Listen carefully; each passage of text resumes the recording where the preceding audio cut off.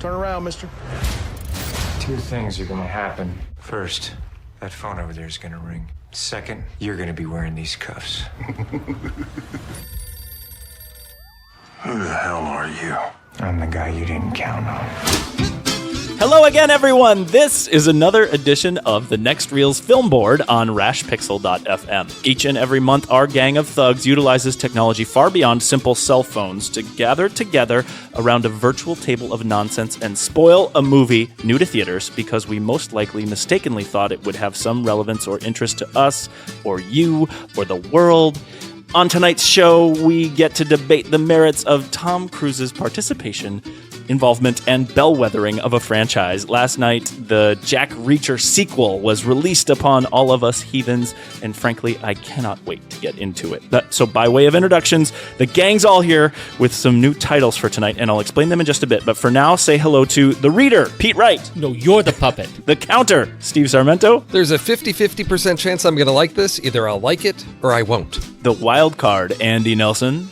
Because I'm wild! It's true. And we have the insider, Tommy Handsome. So much running. I am JJ, and you can learn more about the film board and the show at thenextreel.com. Then you should subscribe to the show in your favorite podcast app, join us on YouTube, and then follow us on Twitter and Facebook and Snapchat and Instagram at The Next Reel. And please rate us and review us and message us because we are a vibrant community of entertainment hounds, and we like treats. So let's start out with everyone's initial thoughts, one at a time and with a baseball bat, because that's how Jack would like it. Pete, I called you the reader because you've read a number of these books, right? I have. I've read a number of them. So how did this film stack up for you? You know what? This is, in terms of the series of books, and this is going to really bake Steve. This is going to just, he's lighting his hair on fire as I speak. In terms of the books, this is actually regarded as one of the better ones. I don't know that I necessarily agree with that. Out of 21 of them, I've read, I think, 16. Whoa. And I really like this character so much. So say what you will about the pulpiness of the books. I love Jack Reacher. I love this guy and what Lee Child has built in this character. He is fun. He is empty calories, but he addresses something that's great inside of me, and I have a great time reading him. So I really enjoyed the first movie. I thought that adaptation was great, and I think that this movie, in that regard, when I take all of that into a consideration, this movie was not good. Steve, I called you the counter because I thought you disagreed with Pete on the greatness of the source material. How do you feel? Do you agree with him about the movie? Well, let me say, one of the challenges of selecting a book series like Jack Reacher to adapt into films is selecting the right story to translate to the screen. This was not a story that needed to be told on the big screen. There was nothing in the execution of this film that really justified it being a film. I felt this really felt like an episode of maybe a pretty well-crafted TV espionage show. The story just felt like a throwback to something from the 90s. There was nothing epic in scale. It didn't live up to just the highs of the first Jack Reacher, and I didn't know if that was the story because I haven't subjected myself to the other 20 or so novels to find out if there was a story that would make a better translation to the screen. But the book did not thrill me. The movie failed to impress me.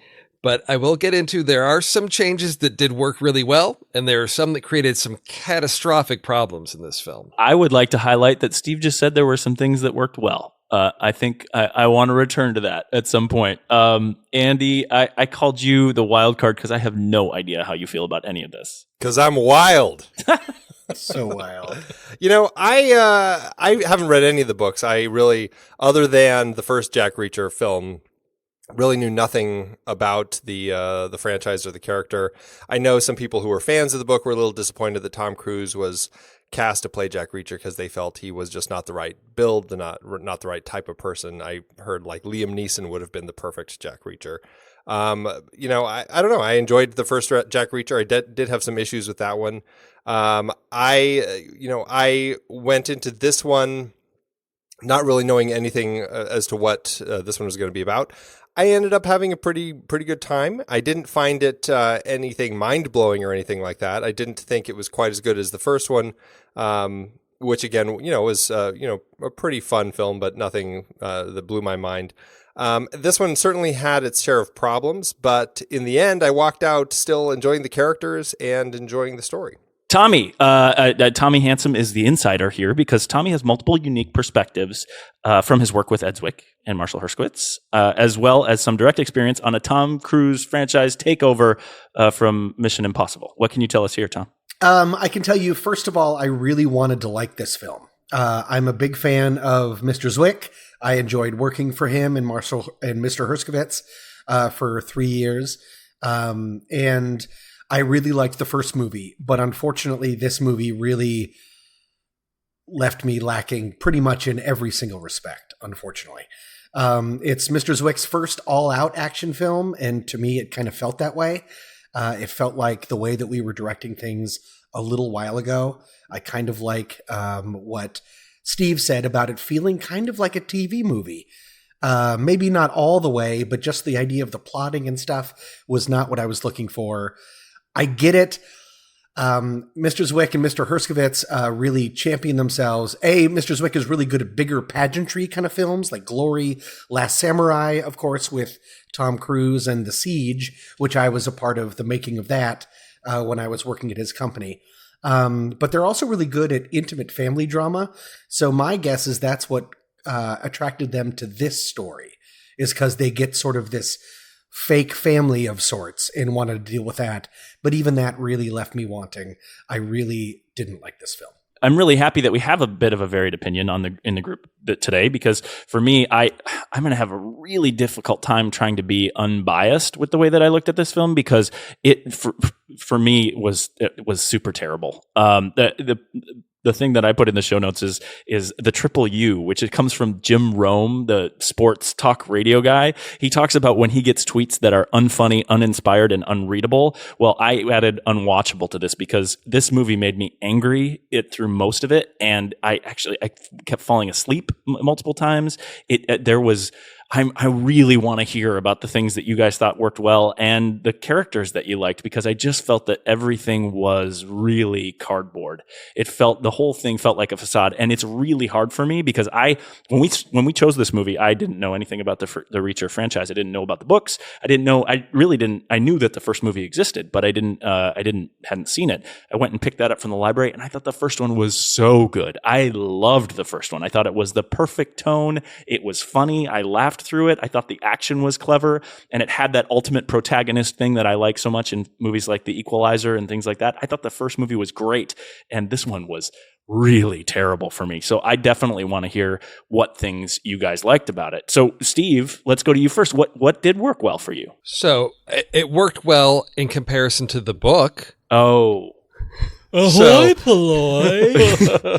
So our introduction to Jack Reacher in this film is really sort of the tail end of a prior story. He's, we show up, there's a diner, he's beat up these guys, we really get to know him, and we find out, through a phone call that he is, had been working with the military police out in D.C., which establishes his relationship with Major Turner. So it establishes that they, she helped him out in that situation. And then we see that they have these phone calls and he's traveling to DC to see her. To me, it established the nature of that relationship, that they had sort of a friendship sort of growing over these phone calls that are happening over a period of time. In the book, as I recall, he has a single phone conversation with her, likes her voice, and decides to go to DC because he wants to take her out to dinner. That is his entire motive in the book for going there. And I thought the movie did a much better job of really establishing a collaborative partnership and multiple conversations versus the book of, oh, I heard this woman's voice, I want to take her out to dinner, let me go to DC, which was, to me, just the feeblest motive to get Jack Reacher to DC. So I thought, wow, we're starting with some meat to this. We've got an interesting, setup of introducing him as a character, his ability to fight all these guys, how smart and intelligent he is. I expected more, and then things rapidly fell apart from there. So basically the bar was set really low when you walked in. Oh, it was very low. Let me just say, I had recently watched the first film with my brother. He had never seen it. We really enjoyed that. Last weekend I went and saw The Accountant, which I felt which reminded me a lot of the first Jack Reacher. There's action, there's comedy, there's interesting character pieces. And I thought, well, maybe this second one's going to pull it off.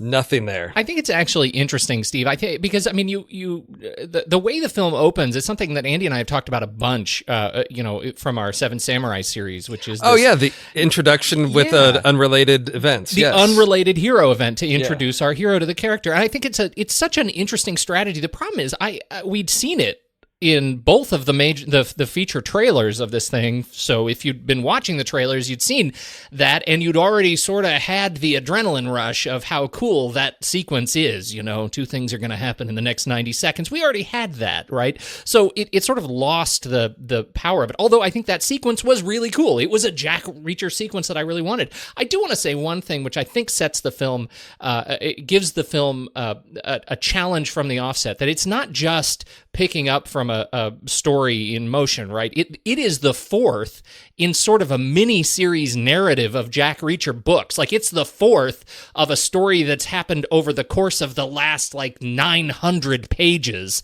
that we never see anything about. And so I think this sort of, we're starting in motion as the 4th book of a series within 21 other books.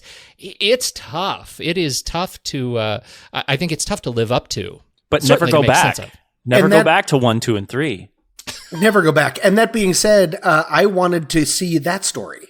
The story that ended as soon as the movie began. Yeah. Like the takedown in a small town of people. Like, that seems like Jack Reacher stuff. Yes. Less than bad army people shipping things in from companies we never see, from shadow people that we never meet, like an idea of stopping a human trafficking ring from a hometown sheriff who's a jerk. That sounds great. That is a Reacher story. That. Yeah. That's a Reacher story, not this other kind of muddled thing that we got into. Well, yeah, and I would, not in defense of this, but I think that, to that point, there are all kinds of Reacher stories in the series, and this one, it feels like they gave us that story in motion, kickoff to this one and they really should have made that movie and then maybe come back and make this other movie as a third movie. But I really feel like they wanted to have the daughter element. It feels like they wanted to give Reacher some depth. The other thing that I just have to kick off and see what you guys think about it is how I thought that one of the great strengths of this film was how they handled Susan, her character, Kobe Smulders' character in the film, which I thought was great, and actually a dramatic improvement over the character in the book. We'll talk more about that. What did you like about it? Well, I walked out of that thinking, wow, here's somebody that they put in a dominating position, right? I mean, to see how well they let her handle things, to see how well they let her get hit and how well they let her get up and how well they let her get pinned. I mean, she was on par with Reacher. Physically, yes, I agree with that. Absolutely, as just sort of a character. There was this weird scene that I didn't need them hanging a lantern on, right? Which was them talking about how, why don't you want me to go? Because I'm a woman? And they had already demonstrated how powerful a character she was. And I was disappointed by that right in the middle. There was a little slowdown in the middle. But overall, her character I thought was great. And I thought she acquitted herself really, really well in the film. What I liked about that scene, though, Pete, was that it wasn't about her being a woman in the end. And that was the resolution of that scene, is that it's not about that. It's about him not used to working with other people and wanting to do it alone. And it turned into that because, a man and woman, they were having this conversation. He didn't want her to go. But really it boiled down to him not knowing how to handle other people wanting to do stuff with him or for him, And so for me, I liked the way that scene played out. Okay, that's fair. And I hadn't even thought about that. I mean, honestly, it's interesting that you brought up Kobe Smulders because I'm a big fan of hers, but I wasn't really I didn't buy into her performance in this film. But I can't say that I bought into any of the actors' performances. I think that the concept of what you're talking about, the importance of that sort of decision, and that sort of decision to Jack Reacher and the way that he does what he does is important. I didn't get the depth of it in terms of the film because I felt like it was just a sort of tertiary conversation that happened for a moment and then much more happened. But again, I hadn't bought into the film at all at that point, so that's probably why I couldn't get there with what they were doing. I just thought that her introductory scene, I mean, even the first sequence when he's rescuing her from the prison, and he walks in and starts beating on those guys, and her instinct is, oh, I want to beat on those guys too. Yeah. I thought that was so good. That was like a nice little adrenaline push that kind of got me over some of the stuff that I didn't like immediately before.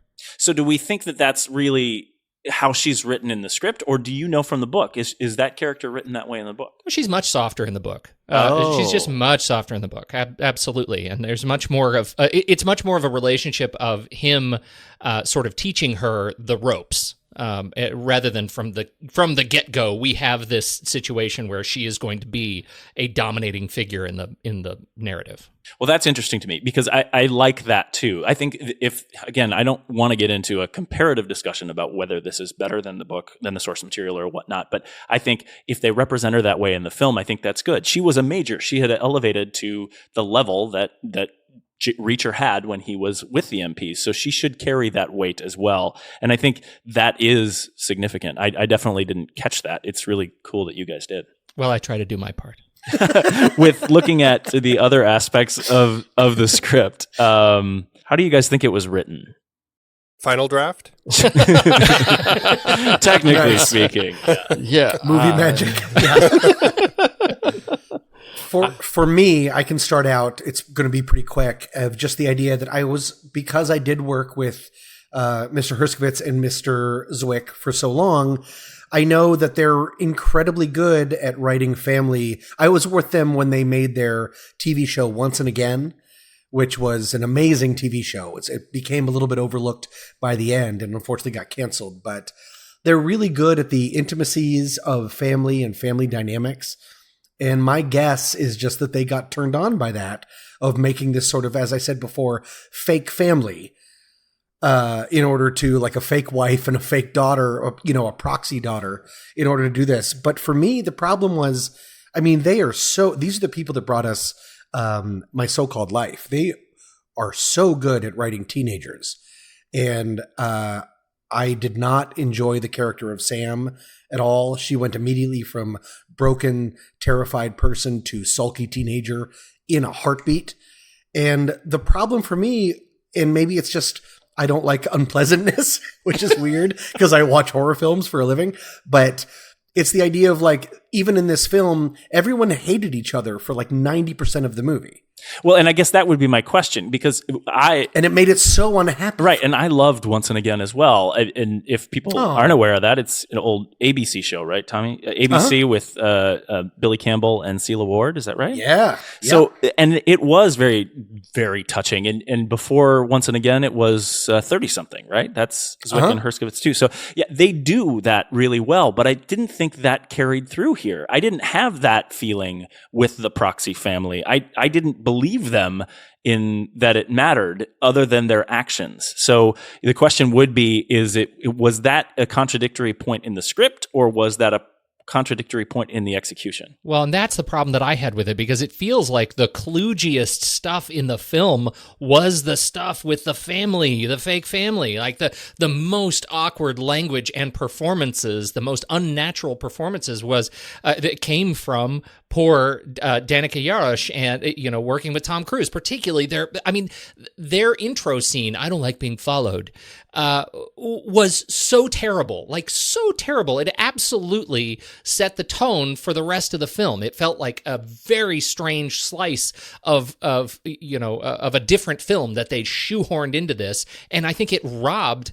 I think in large part it robbed Tom Cruise being able to do what he needed to do in this movie. Well, and that was the point for me, is that I felt like scenes like you're talking about really felt spoon-fed for me. And the script came off as a real sort of spoon-feeding about where they wanted us to go, whether it was emotionally or with the action of the film. It's something that I think is hilarious in a car chase, when you're trying to talk to your driver and you need to tell them, car, to get away from what you're about to run into. There's no reason for that to be in the script. And that kind of stuff is just ridiculous. The other thing, we've already mentioned it a little bit, but all the running. Why so are much they running so much? That's the John Woo Dove of Tom Cruise. Yes, it is. It is. Yeah. And there's one scene where an edit. They edit out of one place, one location, the park? and then The they weird edit park? back in with them sprinting. It's like we open on the park and Susan and Jack are sprinting. I'm like, And they're both, and just sort of vaguely towards a bus, and they're both doing the Terminator, like slice the air right. run that Tom Cruise does so well. Okay, Yeah. you guys, seriously. Tom Cruise is 54 years old and he runs like a boss. I am so bullish on letting Tom Cruise freight train his way through any damn movie he wants. I will watch that. He is aspirational to me. But the problem is that's his You will thing. hate Born on the 4th of July. Spoiler alert. Yes. So That was a gross joke. but timely. Is that a cut for taste? Yeah. I don't know. We'll let America decide. Right. I'll keep you in suspense. Yeah. Nice. No. Thank you. No. I just those script things just popped out to me, and the running. Yes, he does it really well, and evidently he wants everyone around him to do it really well too, because they did. Everybody, both the villains, the fake daughter, the fake wife, everybody's running constantly in this film. And Did you notice though how Kobe Smulders runs exactly like Tom Cruise? Do Yes. you think that was intentional? I'm pretty sure she was directed to do so.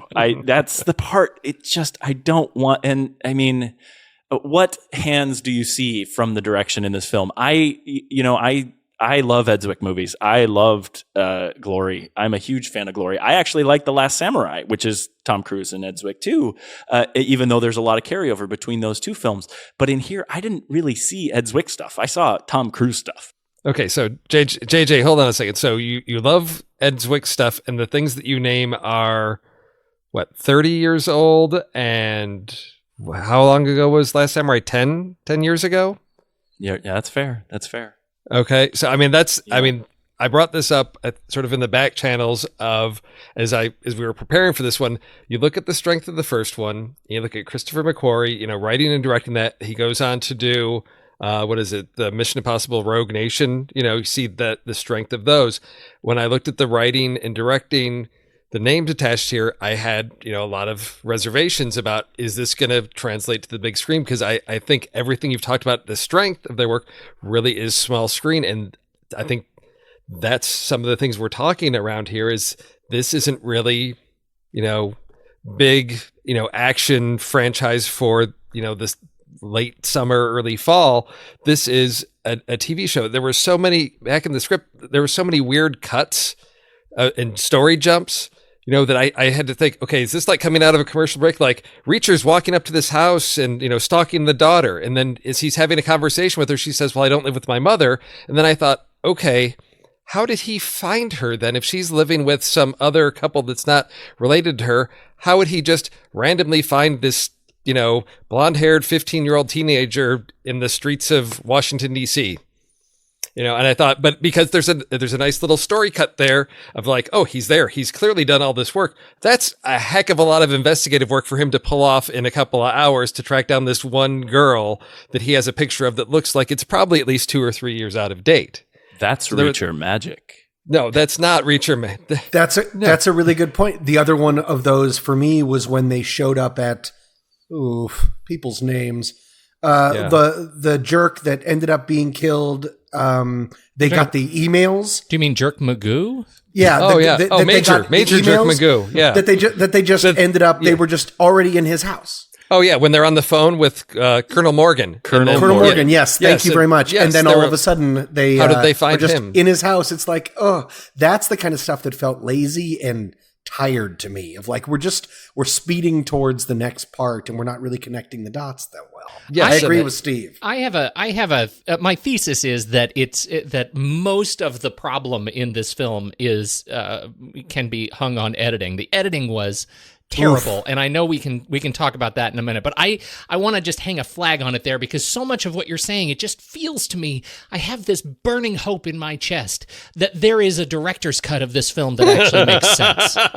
No. Something went really wrong in post-production Yes. because there's so much meddling, there's so much changes in post-production. Well, that goes back to my comment about Tom Cruise, is that I don't think you have a director's cut on a Tom Cruise movie. I think you have Tom Cruise's cut, and that's it. Snap. Okay. And Pete, I think a lot of the issues, having read the book, there were a lot of changes they made, and I think they tried to bridge some of the gaps in the story because they changed things. They had to deal with, the consequences. The story still needs to sort of get into a certain direction. We've got to make those leaps. The biggest one that came to me was the stolen credit cards, because in the book, he's lifted a wallet from one of the teams, like the B team on the airplane. He gets the guy's wallet and he's using those credit cards, which makes sense then why that organization can track those credit cards. When you're using credit cards that this teenager stole from this snobby girl at the private school that her parents maybe reported as stolen, how does that organization able to track those credit cards? Because of all the millions of people that may have reported lost credit cards, clearly they're monitoring that specific one so that when she calls room service, they can get right there. Well, I know. And, it's one of those credit cards don't work that way dummy moments. Like, Yes. by the time she'd ordered room service, they'd already bought like 3 airline tickets and fraudulently. That would have been flagged. Like, Oh, yeah. we all live in the now with credit cards. Like, we get it. That's Yes. Well, broken. this movie was clearly set in the late 90s. I think. I mean, there was just, you look at the phones. He's got like a flip phone. It looks like everybody's using like old school Blackberries, and I don't know. Well, I mentioned that a little bit in my show open here because there was so much phone work in A lot this of burner movie. phones. Yeah, and it didn't work. It didn't really happen. That's not, we don't spend our time doing that anymore. Is this a period piece? It feels like it. It really does. There are so many parts of the story that just really felt like, where am I? What we're telling this story again? We've been here. We've dealt with this. Is another Jack Reacher coming? The first Jack Reacher wasn't a huge hit, but it was obviously enough of a hit. You got to look at international box office as well, because Tom Cruise can pull in big numbers overseas, and that may be enough to keep this thing going. Well, and the first Reacher was a surprise. And it looked like there was quite a bit of Chinese money in this, if you saw the company names. Yeah. Lots of Shanghai. Wawa Film and Media Culture, Yeah. Shanghai Film Group. Oh, so that's Wawa. I wasn't familiar with that one. I just saw Skydance, which is Tom Cruise, right?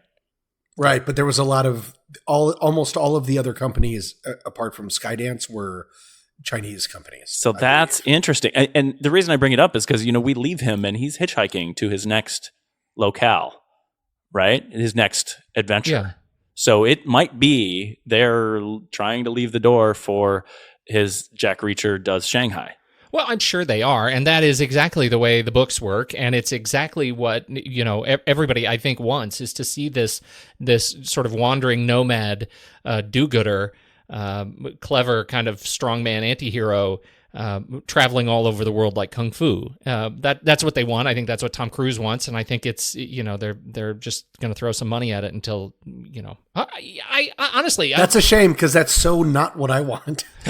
I kind of want this one-man A-team. The numbers for the first Jack Reacher, domestically it made 80 million, internationally almost 140 million. Yeah. So it's Wow. definitely, Tom Cruise has a big international box office draw. It makes sense. And Pete, how old did you say he was? 54 years old. 54. 54. So so Jack Reacher does retirement is next. That's awesome. What did you think about his performance?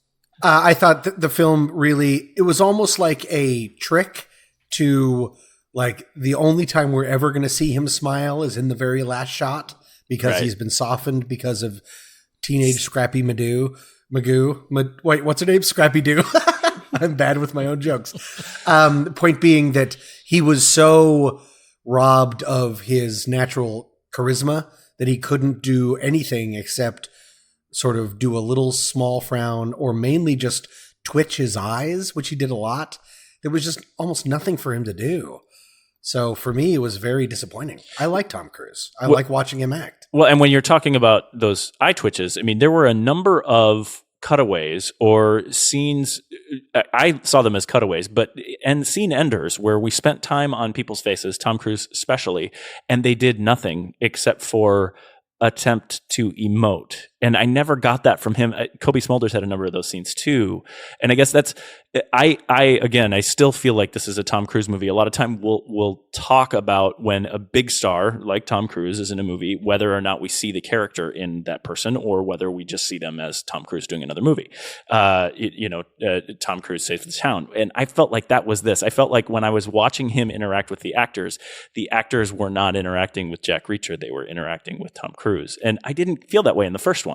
So I don't know what the change was here. Obviously, we have a different team putting this film together and a different sort of involvement, but this felt like it was all Tom Cruise and no Jack Reacher. Did anyone else feel that way? I didn't really have that problem. I thought Tom Cruise delivered, a solid enough performance for the film that it was. I mean, I can't remember which of you said it, but TV movie has come up a few times. And yeah, I mean, I said that I did kind of walk out kind of enjoying it, but it weirdly, it was kind of on a TV movie sort of way. I mean, it ended up being that. And I guess I was kind of okay with that. I thought he gave a performance that fit. And I didn't think, I don't know. I felt like I thought he and Kobe did a fine job working with each other. I never felt like she was acting opposite Tom Cruise. I mean, it did feel like a Jack Reacher relationship. I didn't really feel like that. So I don't know. For me, it worked. Yeah, I'm with Andy on that. I felt like they actually did a pretty good job. And particularly because I liked Tom Cruise as Reacher and I like Kobe Smulders as Turner, I felt like they were anchoring a boat that was just falling apart around them. Like that was kind of my feeling. Like it was the same feeling you get like after you see First Contact, Star Trek First Contact in the theater, and then you go to Insurrection, right? Like it's that experience. It was like this was a great experience, and now like the wheels are just coming off as we're driving down the road. And so it was a little bit frustrating. And I half expected Tom Cruise to break the fourth wall at one point and just say, sorry, hang on, we'll get to the end. I wanted that kind of acknowledgement that he knows that this is probably not the best in the series. Yeah. I think, the strength of what Tom Cruise brings to a role is there's a certain amount of, I guess, that works well for him is a certain amount of cockiness to his action heroes that I enjoyed in the first one. And this one, it is maybe the nature of the story trying to put him sort of off his guard. There's things going on that he doesn't understand. Does he have this daughter? He's got a lot of questions. He's not as sure of himself. And it just didn't give him those moments of confidence to really shine where you feel like he's really, he's Jack Reacher. He knows what's going on. And I know in this story, and even in the book, there's, he's got some doubts, and it brings the story down a little bit, makes it a little bit more somber. And to me, that just doesn't really work when you're expecting a Tom Cruise action film. Because even, I think in the first one, there were some great laughs that I had in that first one. Or you think about when he really turns that upside down in a movie like Edge of Tomorrow, where he's playing against that type, but he could still have that. There's something about that confidence that he has. And to me, even at the end, at the climax, where we're like, well, I guess the first climax where the big reveal of what's going on with the weapons, to me, it was like the most anticlimactic reveal ever, because he's sort of standing there thinking, well, let me just try this. And it's like, it wasn't that he knew what was going on. It was just like, let me just hazard a guess because I think maybe this is it. And it just didn't really work. Because to me, Jack Reacher, from the one book I've read, is a guy who's always slightly, at least a couple steps ahead of everybody else. The smartest guy in the room. Yeah. Right. Am I wrong about that, Pete? Well, yes and no. I want to go back a little bit on this point to something Andy said, and I hadn't thought about it. In one of the interviews with Lee Child, he says, of the first movie, he says, I really didn't know, I people always accuse me of saying, well, this is, I get Tom Cruise just because he's big on the marquee. But what about, doing honor to the character of Jack Reacher? Jack Reacher is 6'5", 250 pounds. Like he stands out. This guy is a brute. Checks out. Yeah. Right. And Liam Neeson. You know what, Andy? Exactly. When you said that, I had to look up. Liam Neeson is 6'4". Like he absolutely fits the role, because there's something about, you got to remember about Reacher. He is a weathered dude. Like he is subdued. He is generally quiet. He's incredibly smart and incredibly fit. but he is not he's not a comedian. He's not a terribly charismatic guy. Like there's not a lot of womanizing. There's not a lot. It's just not that. And Tom Cruise, as much as I know he loves this character of Jack Reacher, I feel like he's just obviously not the right guy, when you look at it in the perspective of the kinds of charismatic characters he usually plays. He looked tired the whole movie. I thought so Does that too. help? So that's something. Yeah, right. Well, and one of the things he does do, and I don't know how well you guys think he pulls it off, one of the things that Reacher is kind of known for in these movies is being incredibly apologetic about his own brute force, right? You guys... Like, I seriously, this is not going to go well for you. Like, I know you want to pick a fight, and I know you think you're doing the right thing, but it's going to end quickly and really badly for you. Please, let's find another way. Like, he's incredibly honorable and apologetic about that. And I think that Tom Cruise tried to pull that off. I think there were pieces of that were in the script, and to the degree to which you buy it, is the degree to which they get the authenticity and affinity to the book. Well, I definitely bought that, and I think it's interesting to consider. I had no idea about his size. I mean, Tom Cruise is known for his size, and it's not 6'4". So it's really interesting that's a difference. But I did get that apologetic sense, and I think he carried that well. That's neat that's a character trait that he was able to bring out. Some of you said that you liked Kobe Smulders as well. Very much. Great. Yeah, I liked her. I thought she was great. I really enjoyed her as the character, and I thought that was, for me, the biggest strength of the film was actually the relationship between the two of them. Really, the three of them. I liked the daughter too. Oh, excellent. So there. No, fair enough. Yeah, I think the earlier point that Tommy made about how everyone just seemed so unhappy for most of the time was something that was difficult for me with Kobe Smulders. I think that I'm a big fan of hers as well, and I think that there could have been more comedy here. It would have made the film more enjoyable for me. That's something that I really didn't expect from the first film and really liked a lot. Well, and the fact that it's Kobe Smulders, like, she can pull off comedy. Exactly. She is adept at it.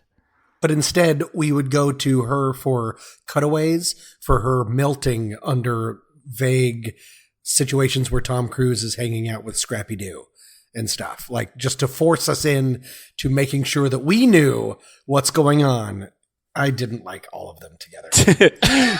I'm sorry. Did all of that come out as very angry? It wasn't supposed to. Explain what you mean by Scrappy Doo.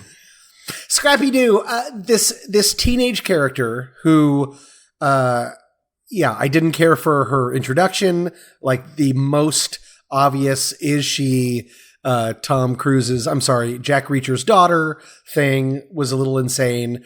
When he's looking over her artwork and in the corner of it, very prominent for me, she's just sort of written out, what's the fun of doing things if you're ordered to do it, which is something that Jack Reacher had said earlier when explaining why he left the army and stuff. It was just so on the nose. She's so traumatized. She's smart enough to hide into a cabinet while running out, while we get some weird Benny Hill sped up flashback that didn't actually happen.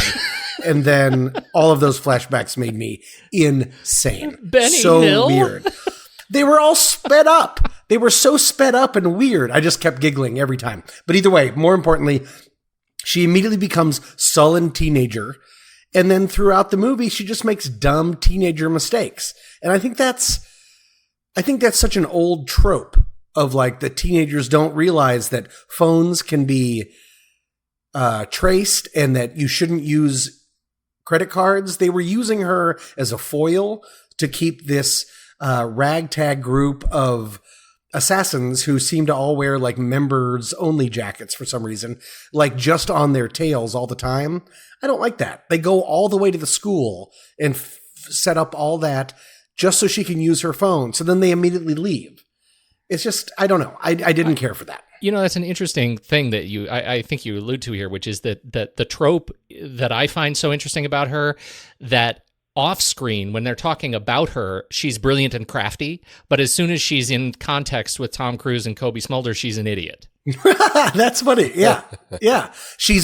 We're being sold two different people. Yeah. One is a smart, figured out character, and the other is a plot device. Yes. Sounds like a teenager to me. Fair enough. But I felt like we were being forced both of those. One of those exists in a 90s movie, and one exists now. And so that was why I had trouble with that. I'm happy to hear you say that, Tommy, because it was something I struggled with, and I didn't know if it was, again, because having read the book and seen, such a smaller role in terms of the plot in the book, and to have her really sort of, as part of, the third member of this group, to have that role elevated into that piece. I just had all kinds of problems with how she was being used to sort of push the plot along. Yes, we go to the school so she can steal the backpack, so they have the credit card, so they can, I just felt it was really shoehorned in there. So I wasn't sure if it was just me struggling with those changes, but I'm happy to hear that it I don't think it was. She's the kind of person that leaves a very flooded street, probably with cops there, if there's a huge carnival parade, and then takes a left down a dark alley. I mean... Right. Yeah. I don't think we're supposed to be doing these things anymore. We're supposed to be smarter than that. I think that's a great note too, Steve. She's like A story in the movie, and she's F story in the book. Like she's hardly a part of it. Right. They talk about her enough, but my question, since you read the book, was because I enjoyed the film mostly because I enjoyed this relationship of this family of the three of them. The plot itself I found really pretty trying. That was for me the biggest problem I had with the film. All of the stuff with Parasource and the general who runs it, and I mean all of that stuff was really pretty TV movie, like we've said. So for me, I enjoyed the addition of this daughter character and the relationship of the three of them, despite any issues that there may be with that relationship. But I mean, was the plot itself actually stronger in the book? Because that for me is the weakest part of the film. I think Steve and I are probably going to disagree. So Andy, let me say that the fact that you think the relationship part is the strongest part, and again, if this is an action movie, the fact that the strongest part is the character relationships that I think speaks to some strong issues. The plot was still a mess in the book, but at least it was an action film or an action story where there was a lot more, him trying to really puzzle out and track down who these guys were. He's set up. What they don't really establish here is this whole thing with this daughter. It's all this stuff that's going on in the background to try to set him up to get him drawn back into the military so they can really keep tabs on him, so they can be controlling him because they're worried about him finding these things out. So if we can bring up all these false charges, we can get him, there's all this working against him here. Why it's really dropped, why do they why does Colonel Morgan or whatever even bring up like, oh, here's, this daughter, or whatever. If you think back to it, like, why was she even introduced to the story? What is her function in all of this? It's not explained. At least in the book, there was a rationale for that, and it kept him on the run as sort of the fleeing prisoner. And I could always track that there were things forcing him to move forward and also try to solve this big mystery. Whereas here, in this movie, there were several times they're on the plane. I'm trying to remember, why do they have to go to New Orleans again? There's some guy there, but everything was really hazy. At least in the book, I had a clear picture of, I knew what he was trying to do or why he was going certain places. Here, things were just pushed along, and I would often lose track of, why do we need to be going to these places? What are we trying to find out? And pushed along so much through ADR. At some point, we have to get to the post-production of this film. Okay, I also really liked seeing Aldous Hodge in it. I like him a lot. I thought he was... I've seen him in a number of other things. I loved Leverage is one of my guilty pleasure shows. Oh, yes, definitely. And so I really enjoyed seeing him in here. But the big one for me that I thought... Which one was he? He was Espen. He was Espen. He was the giant Marine that Tom Cruise stole his clothes and then the clothes fit. Yeah. He was great, but he did have to deliver the subpar, what's his name? Tommy Lee Jones. Yeah. Line of, I want to know what kind of eggs they had yesterday. to the point that when he was later asking on the phone of like, who's Parasaurus? I want to know everything about Parasaurus. I wanted to say, and I want to know what kind of eggs they had. I want him to be obsessed with eggs and what kind of eggs they wanted. And he always wants it yesterday. Such a hurrier. Okay, sorry. Was that not worth putting in? Oh, that's going to stay in. Every bit of that is staying in. Okay. All right. Very That good. was not his fault. That was a tough line. Oh, yeah. He had a lot of tough lines. Yeah. Was there a good line in the movie? Oh, now. Come on. Seriously, what was the line where you went, yeah?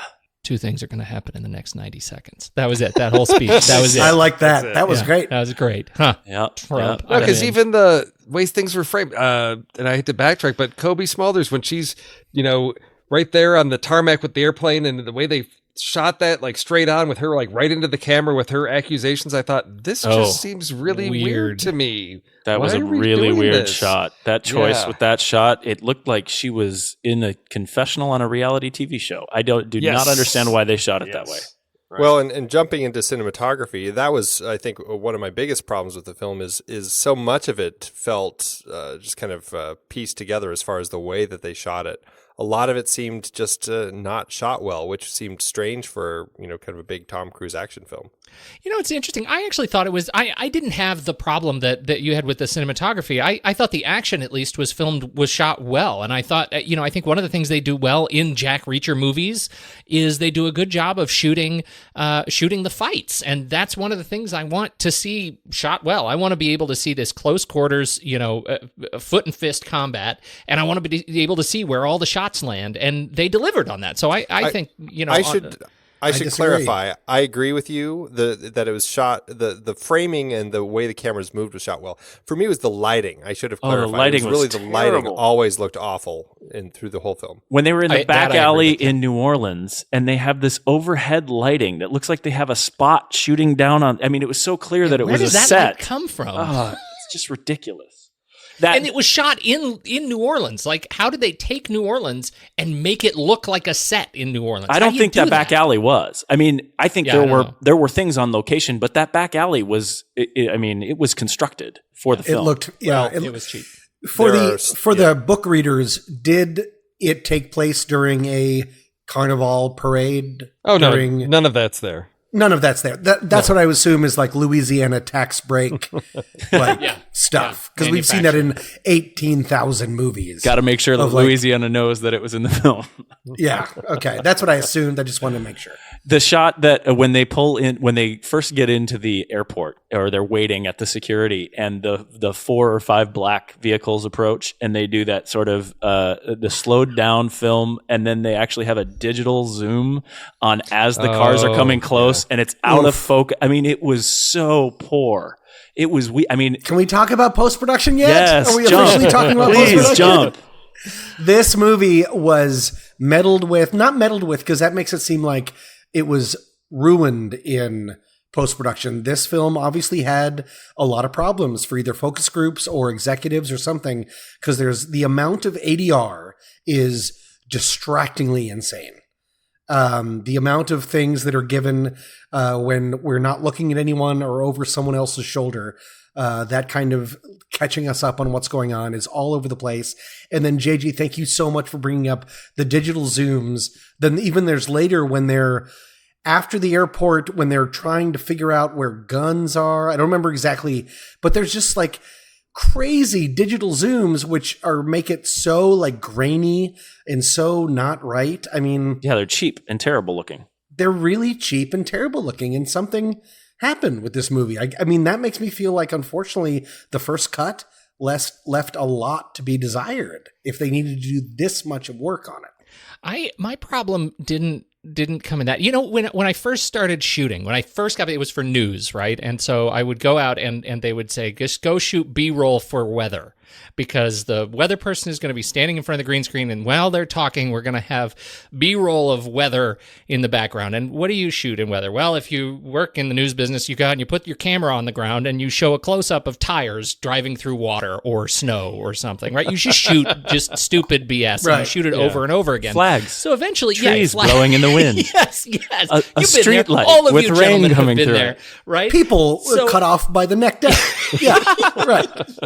Yes. See, you get this. So when I'm watching this movie, and eventually you get to a point where you're like, okay, I got to fill here. I'm shooting a story, and the anchor is still talking, so I got to fill. What am I going to fill? I better use this shot of people from the neck down again. And so you end up with this sense of kind of gentle repetition, and it's a little bit of a Twilight Zone thing, and that happens all the time in the news business, right? All the time. Right. That was this movie, and it made me want to smash my head in a car door when you see people fall on the same bit of hose in a fight, or you see them take the same perilous step off a ledge. They kept cutting back to the same bits of footage repeatedly, and I must have been a mess in the theater. I was audibly dismayed about it by the end of the movie. I was sighing and doing all the things that I hate people doing in the movie, but I was a mess. That's like me at Ant-Man. When I audibly went, nope, and walked out of the theater. Anyway, so I'm sorry, Billy Weber, this was not your best work. That's my point. I was not impressed at all. I don't know what they handed him. I mean, he did Thin Red Line, he did Top Gun, and I couldn't do it. I couldn't do you know how much this movie cost to make? I have a guess. $17. $68 million. Oh my God. Oh. And you think about all those repeated shots and how they just, exactly That's what you're actually talking about, Pete. That feels incredibly low to me. Oh, are you serious? Absolutely. Yeah, $65 million for a Tom Cruise summer film. I guess. This is starting to answer questions. It's Okay. got to start at 100 million and go up from there. Because of Tom? It sounds like nothing. Because of Tom? Tom takes 20 off the bat. And so, But even with Skydance behind it, isn't he all back end on this? I don't know. I Maybe hear Tom Cruise takes a lot of his payments now as percentage of international. That's dollars. what I'm talking about. So I don't. Okay. So my point here is, I think 60. I think it sounded high because they're using the same footage. I mean, why don't you just shoot more? Why don't you shoot differently? Why don't you do things more creatively? Why don't you spend money on this movie? Well, and that's what makes it sound like a project management problem. I mean, it was just wildly inefficient for whatever amount they spent on it. Exactly. Your points Right. make sense about the difference in perception of budget, but I never would have guessed $68 million go into this movie because of the limited ability they had to deliver on what they were giving us from the film product itself. That is interesting though, that Tom Cruise is producing $65 million action films.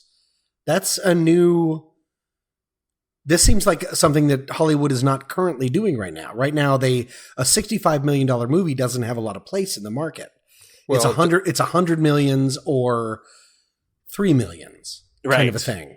For am I comparison, Edge of Tomorrow was 178 million. Mission Impossible: Rogue Nation was 150 million. Yeah. So these are very small compared to those. Well, and now you think of Rogue Nation. But to JJ's credit, the ramp down from 100 something million to 65,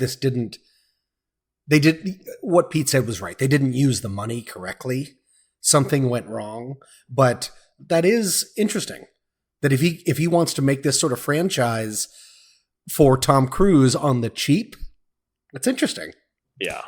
Yeah, for comparison, it's almost on par with Collateral, which was 65 million. And Collateral. Oh, wow. Wow. And Collateral was And the so first much Jack better. Reacher, which was 60 million. Right. Yeah. Right. Oh, the first Jack Reacher was 60 million. Then I take back everything I said. Okay. Yeah, because it can be done, and it can be done well. I guess that's my It point. absolutely can be done. Yeah, I didn't realize that the first Jack Reacher was that cheap. But cheap so much being of that- a relative term, of course. So much of that just boils down to the script and the story. True. Yeah. And I mean, That's- you know, that's Christopher when they get McQuarrie. into the editing and they're like, well, we Yeah. got some problems here. How are we going to fix it? And, you know, that's when the mess comes because the Yeah. script wasn't right to begin with. Well, there's the script thing, and then I I'm feel going like through that right now in my personal life. What? well, and you mentioned that Tom Cruise takes the big part off the top. I go down the list of actors, and you look here, and really there isn't another actor there that takes a big chunk off the top, right? So we've talked about Kobe, we've talked about it's either Danica or Danica, and Aldous Hodge. There's a couple other people on our list to talk about, but they also aren't going to take a big chunk. They're Patrick Huisinger, he's the unnamed assassin, Tommy's favorite character in any movie. That's true.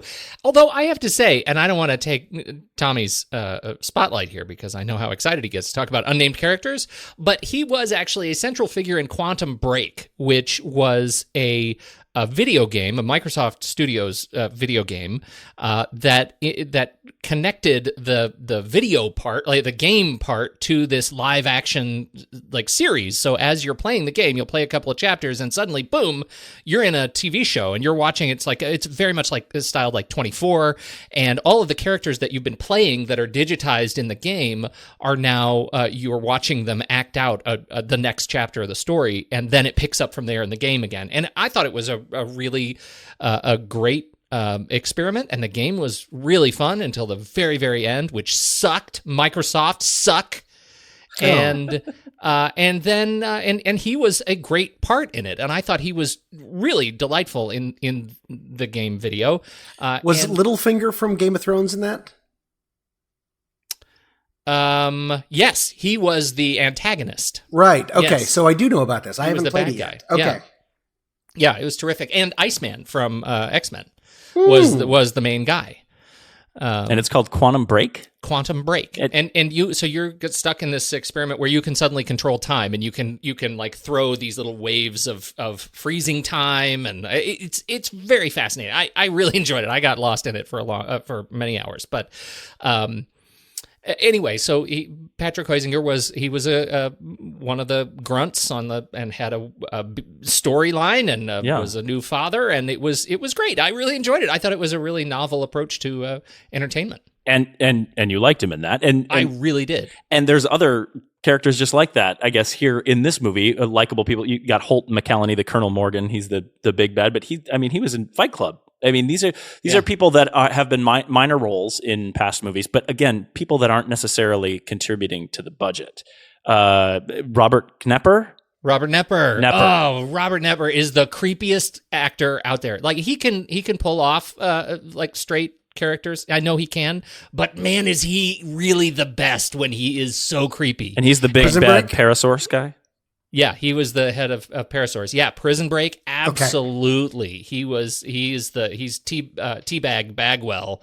Right. He's just so grim and broken as a person. But he was, he's been he was in the last Hunger Games movie. He's, he's all over the place. But I really like him, and I thought he was totally underused. Like he has a lot of range in that I'm so creepy head of a corporation. And like, why did they even put him in there? He's an iconic kind of looking guy, and they didn't give him anything really to do. They certainly didn't earn his breakdown at the end. I mean, right? You want to feel like the central antagonist of the film is the guy who goes down at the end, and like he was the president of this company and wasn't really. We didn't really get to know him well enough to hate him. By the end. He only existed in the movie through screens. Exactly. Which is always kind of a disappointment. Yeah. Well, and the amount that he's used lends itself to that sort of TV movie thing that we were talking about, really. This felt a little bit more like an episode of the new MacGyver than a Tom Cruise movie.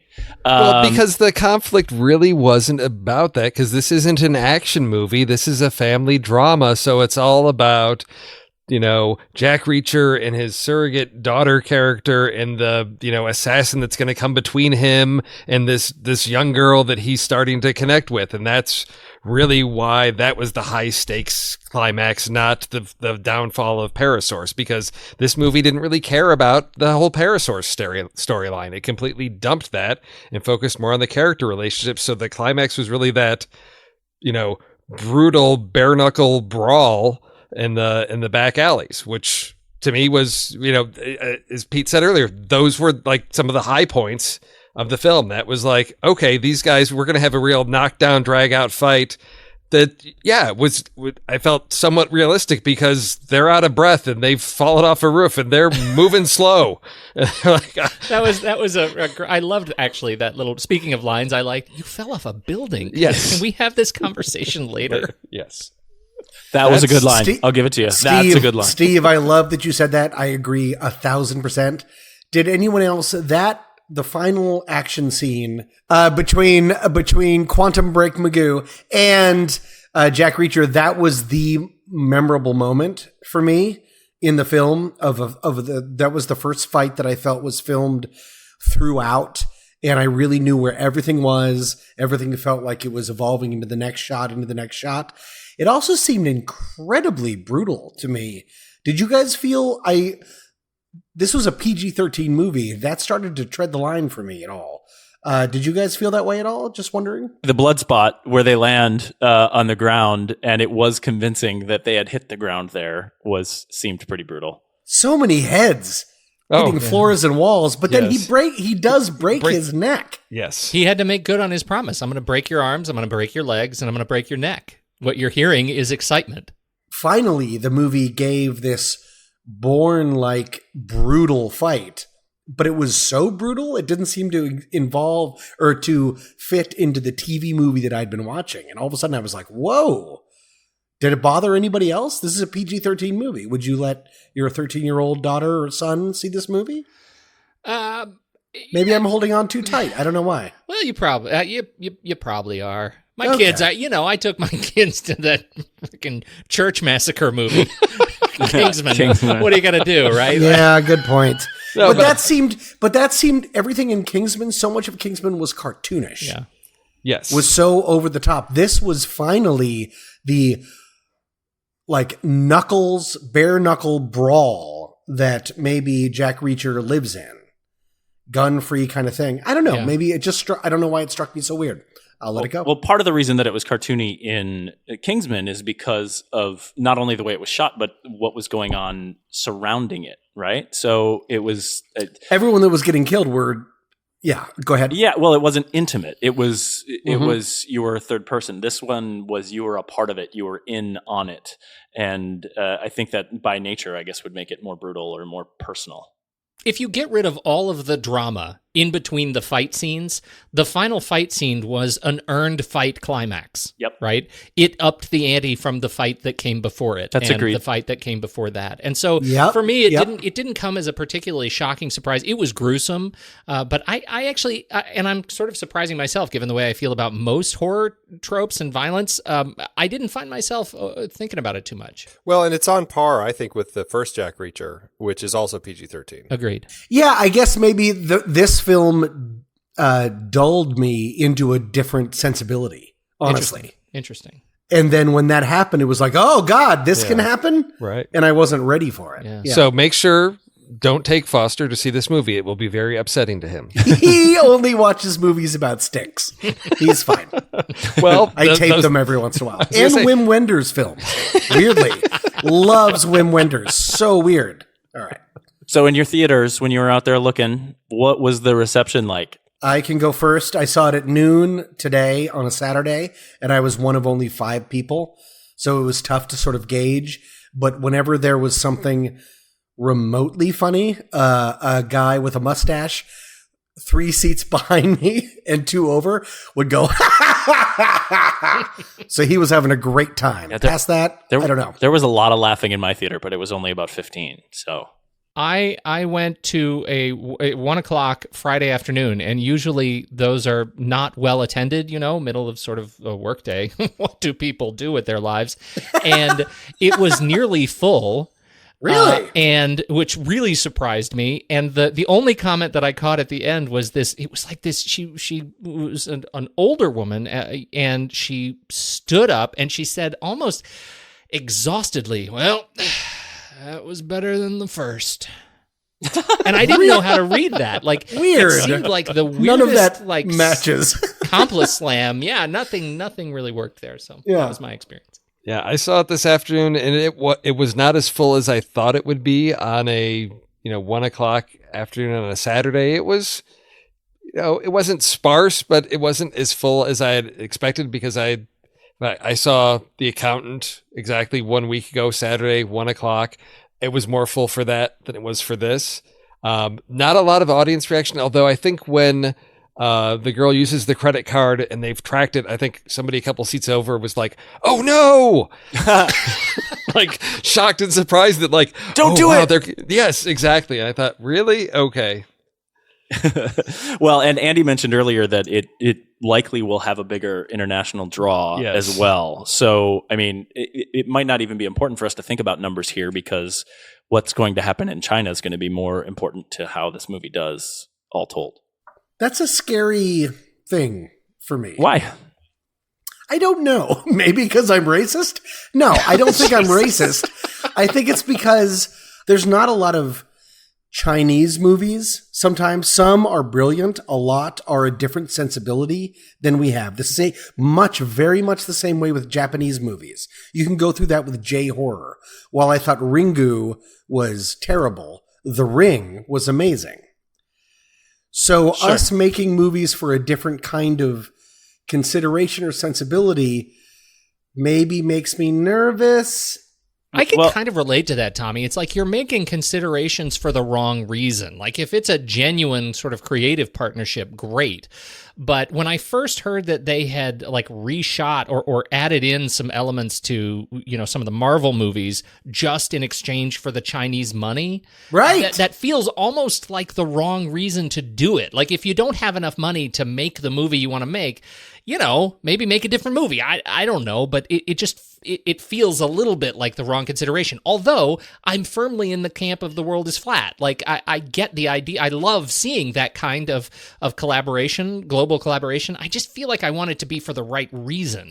Yeah, not like being like in the Entourage movie, not being taken hostage by the weird Texan that owns your movie. So you have to make all of these weird people and put his daughter in the movie. No, well, it's like the same thing that we mentioned about the Mardi Gras parade. I think if we feel concerned that big Hollywood is now changing content for the sensibilities of one group of people over another, I don't think it has to do with nationalism. I don't think it necessarily has to do with different markets. But the idea that you're making a movie for a different market and it's potentially big Hollywood, where we for so many years have gone to for what we are looking for in American entertainment, American culture. If we're losing that ability to connect with big Hollywood in that way, that might be disappointing for people in the industry. And I think that's fair. That's such a better way than what I said, that if we're beholden to financial forces, that will never be good for any artistic situation. Another way to look at that, though, is, the fact that there might not have been, and I'm sure you guys would be happy, but there might not have been a Jack Reacher sequel if it wasn't for that international box office draw. I mean, it's like, I remember reading an article when they made a sequel to, the kid who's the son of Poseidon. What's that? Oh, the Percy Jackson. Percy Jackson. Yeah. Everybody was surprised that they made a sequel to that. But the reason they did is because it did so well in some of the international markets that they were like, well, the money is there. Let's go forward and make this sequel. And so I don't know. I guess I see what you're saying, and it can be frustrating. But at the same time, it's like, if somebody's there and they want to get the movie made, I mean, it's like, they're getting the movie made, and it still is based on the book, regardless of whatever changes they might have had to make or additions they might have had to make for a different market. It's a great point. That's a great point. Ultimately, the concept reminds us that this is a business in deference to art. And that might be just something hard to swallow. We've blown through this list of things to talk about here. Do you guys, is there anything else that you wanted to touch on for sure before we moved on to... I have just one. We skipped talking about Henry Jackman's music. Okay. And I just want to ask you all, did you hear a memorable theme in this in the score? Nope. It felt like filler to me. Okay. So now I want to just read the list of Henry Jackman's credits briefly. So in addition to Jack Reacher, Never Go Back, Captain America Civil War, The Fifth Wave, Man in High Castle, Kingsman, The Secret Service, The Interview, Big Hero 6, Captain America, The Winter Soldier, Captain Phillips, Kick-Ass 2. I mean, it goes on. G.I. Joe Retaliation. I sort of feel like we may have found patient zero of the I write instrumental scores that have no theme trope. I would like to see if there's actually a picture of him or if he's a robot. I think this is like Singularity stuff, and he's just a computer program that is like action scene with cars and a crowbar. Here is your movie. Anyway, that's all I had to say. Fine music. I don't remember any of it. He is a protege of composer Hans Zimmer, it says. Yeah, he's out of Hans's little, what's his music company called? Where he kind of cranks out all the musicians that all Zimmer feel time. the same. Zimmer time. Is it not Zimmer time? Should be. It is not Zimmer time. Wesselton? But that's a nice try. No. But he did write, listen to this, he did write, mix, and produce albums for Seal and Art of Noise. Come on. Yeah, he's British. I will say, I liked the music in Kingsman and Big Hero 6. I thought those two scores were You know what? That's a great point. Big Hero 6 in particular was lovely. He has a huge filmography. I mean, 37 credits. So, and I think Captain Phillips, was solid as well. I couldn't sing you the theme, but I remember it being a part of the film. Follow up next week. JJ I'm the sings captain now. All right. Well, if no one else has any other sundries to get to, I think we should rank it. Jack Reacher, never go back. Good call. Flick chart. Don't care for the movie. When he doesn't like the movie, it gets shorter get a and good shorter. flick chart. Yep. That's right. And, everyone should check out Flick Chart. I know we usually talk about the Flick Chart, our rankings for the Mothership show, but our specific Flick Chart is at www.flickchart.com/TNR Film Board. Is that right? You got it. So that's where you can see our rankings. We're going to now rank Jack Reacher Never Go Back against all of the Film Board films that we've done. So what's our first choice? Maybe not all of the movies. We'll do a good handful. Oh, that's true. That's true. It's going to show up in the rankings versus them all, but yeah. Yes, it will. All right, first up, we have Jack Reacher Never Go Back or The Dark Knight Rises. Dark Knight Rises. Dark Knight Rises. Was that the third one? That's the third one with Bane. Doesn't matter. Dark Knight Rises. I have so many problems with Dark Knight Rises, but Me too. I probably would watch it first. Pete? Yeah, okay. Dark Knight Rises. Jack Reacher or Jack Ryan? Shadow Recruit. Wow. Jack Ryan, Shadow Hold on, Monster. Yes. It's Jack something : something versus Jack something : something. It's Jack Reacher, Money Never Sleeps versus Jack Ryan, Shadow Monster. I would like Jack Ryan, please. I'll take Jack Reacher. I will take Jack Ryan. I think I would say Jack Ryan. A really bad Russian accent. That from was Kenneth so Branagh. That Russian accent was so bad. He was so bad. Twirling his mustache. I think I would. I'd probably watch Jack Ryan. Oh, did I mention how much I missed Werner Herzog in this movie? Yes. We needed a bad guy like that. We did. That's what I wanted Robert Robert Knepper to Knepper. be. Chewing off he on totally fingers. could have done that. Oh, love it. Yeah. All right, Jack Reacher, Never Go Back, or The Monuments Men. Oh, Jack. Oh, wait. now It's you're gonna be Jack talking. Reacher for me. Monuments Men. Monuments for me. Men. Wow, Tommy, it's all up to I you. think Jack Reacher. Thank you. Oh. I did not care for the Monuments Men. That That was was like awful. a film that should not have happened. Yep. This one's for That you, was like Tommy. a mistake. Yep. Jack Reacher, Never Go Back, or Child 44. Child 44. Jack Reacher for me. Jack Reacher. Jack Reacher.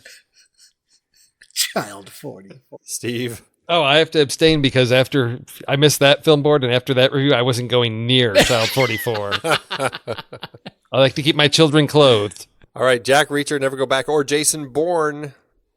Jason Bourne. Jason Bourne. Oh, yes, Jason Bourne. Jack Reacher. Okay. I think I'll do Jason Bourne on this one. All right, that puts it at 42 out of 51 on our flick chart. Wow. Well, So it's right between Jason Bourne and Child 44. Child 44.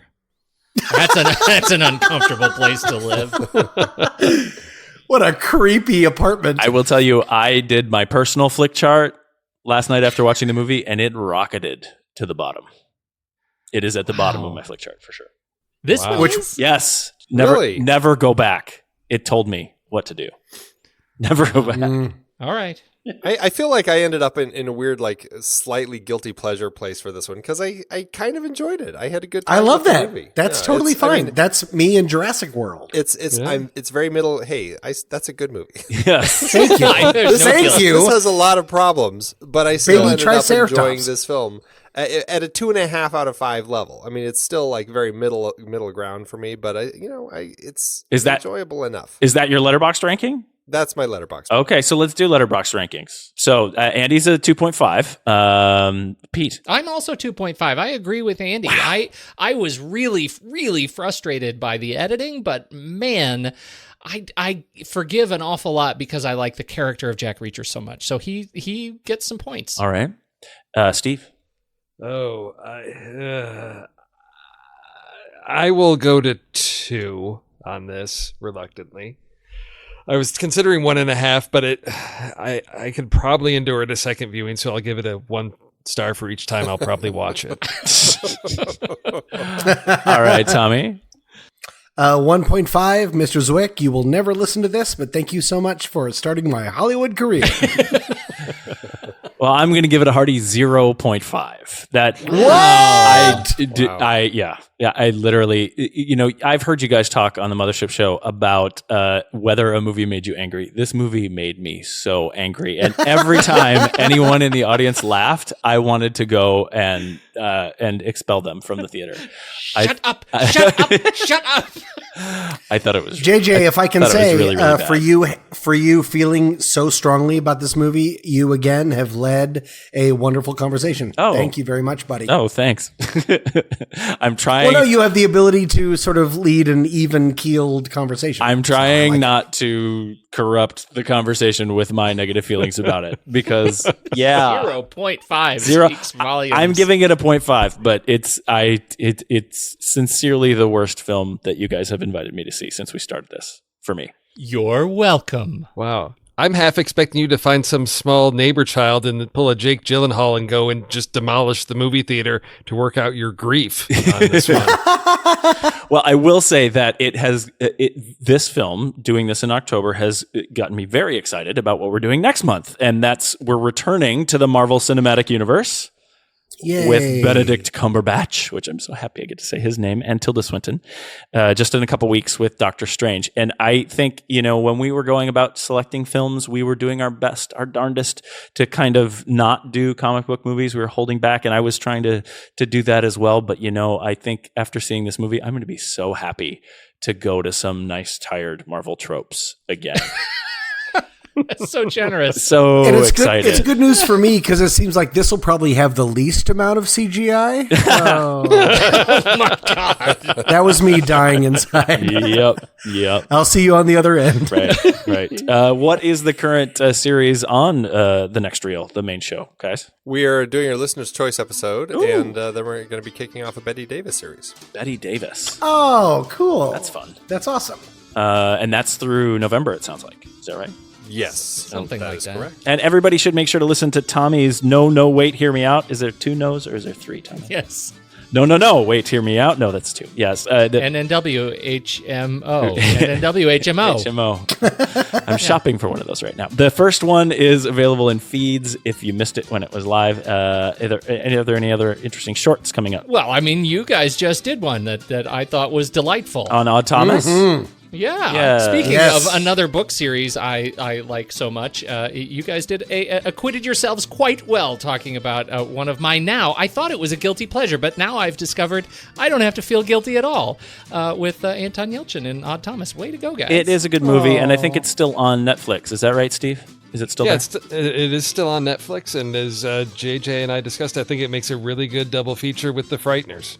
Right. Oh, yeah, exactly. I think that's a good one to pair alongside it. Fantastic. And a nice Chianti. So, so you guys got my rating, 0.5. So I am going to swish and spit a little bit to clear myself of this turd taste. Classy. Well, no, I bring up turd because of Turd Sandwich. Do you guys know the reference when I say Turd Sandwich? South Park? The greatest South Park episode of all time. I just don't understand why every 4 years you people freak out over whether to vote for a giant douche or a turd sandwich. Because we're Americans? 'Cause this is America. Well, it was in the rundown. I mean, it's like stay classy, San Diego, right?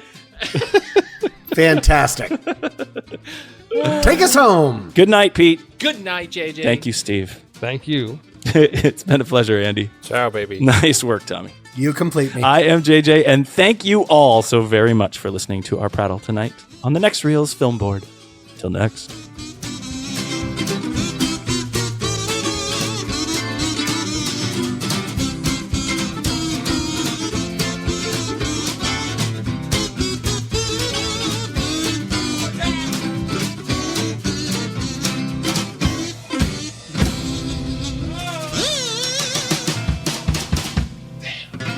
And we're going to get a clear edit soon, and we're ramping down. Everyone is ready to get a final edit point. We all cool? Steve, you good? We're good with our final edit point? Andy? Okay, Andy, are you good with clearing out now? We're good? We're good with a nice edit point? Okay, Pete, how you feeling? We're good? We're ramping down? We're good? All right, here we go. Nice work, Tommy. Tommy's good. We're ready to get a clean edit point, and the show has been great, and we're going to make America great again, and the show is over almost now, and 5 and 4 and 3 and 2. Pete, get ready because we're almost done, and now is the time to click the button. We are done with the show. We all have lives to live. We've got to move on. Here we go. In 5, in 4, in 3. Okay, I'll stop. And the end.